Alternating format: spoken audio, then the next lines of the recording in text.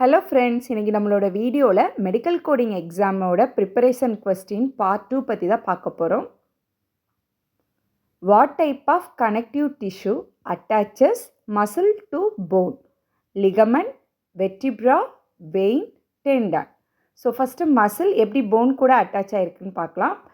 இப்போ இந்த மசில் வந்து பார்த்திங்கன்னா காஃப் மசில். இதோட name கேஸ்ட்ரோனிமஸ்.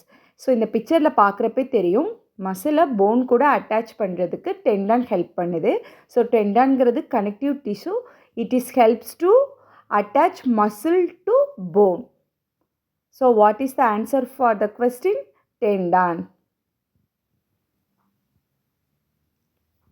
What is the correct 7th character in ICD-10 CM for a healing comminuted fracture of the right fibula open type 1? So இதில் BDHE அப்படின்னு 4 options கொடுத்துருக்காங்க.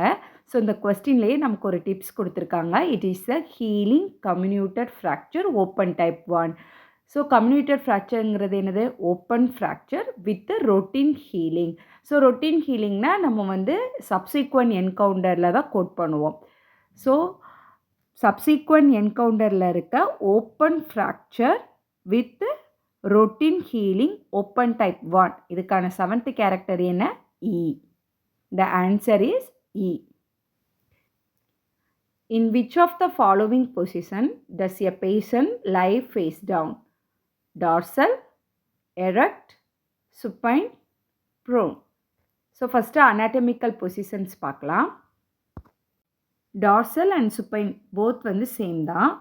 இந்த பொசிஷனில் பார்த்தீங்கன்னா patient lying their back with face up. Erect position பார்த்தீங்கன்னா patient stand up straight. Prone position, இந்த பொசிஷனில் பார்த்தீங்கன்னா patient lying on their stomach and face down and back up. So what is the answer? Prone.